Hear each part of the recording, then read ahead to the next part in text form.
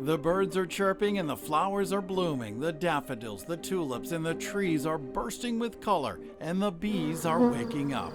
They pollinate a significant amount of the food we eat, and that's, in the billions of dollars if you look at it nationally. A little bit of honey from last year. We had 4 hives, and each hive went into the winter with about 50,000 in each hive. Jim Murphy is the Assistant Director of Facilities and Operations for Sustainability and Logistics at Rhode Island College. That's honey at the top. And beekeeper for the college's bees. Unfortunately, they did not survive the winter. Murphy said there are a number of threats bees face, including climate change, pesticides, mites, and monocropping. We'll get back to that. My guess is the fact that we had warmer temperatures quite frequently this past winter.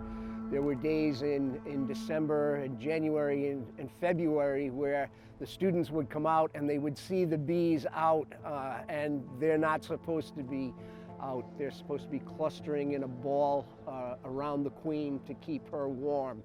So when they come out and there's nothing to be had, there's no flowers, there's no blossoms, they come back hungry. Murphy said the constant breaking of the cluster interferes with the hive's survival. He said the queen can live about 2 years as long as she's kept warm in the wintertime.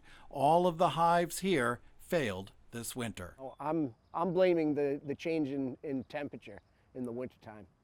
Temperatures have been steadily getting warmer over the last 120 years in Providence. Winters especially have been warming quickly. When we started the program 13 years ago, we used to be able to overwinter the bees. There might have been one year where we didn't, but it's becoming more frequent of late. The last couple of years, this year we lost 3, last year we lost 2, but there were years prior that we didn't lose any. So, I'm blaming the change in temperature.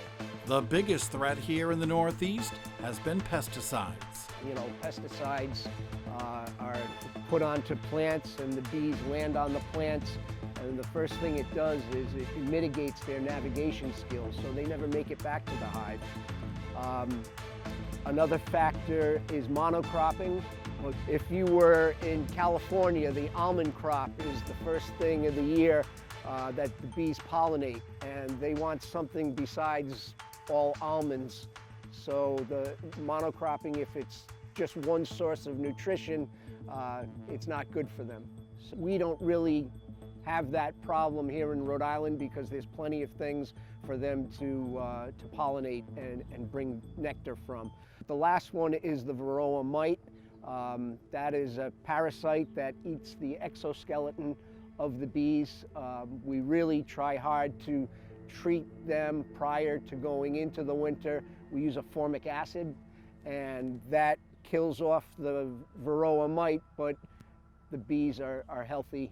With all of the stresses bees face, there are things you can do to save the bees, and you don't have to be a beekeeper. Plant flowers, plant, a garden. It doesn't have to be big, it's just something that they can find. They'll travel within a 3-mile radius of the hives, and that is probably the easiest thing somebody can do to help the bees out.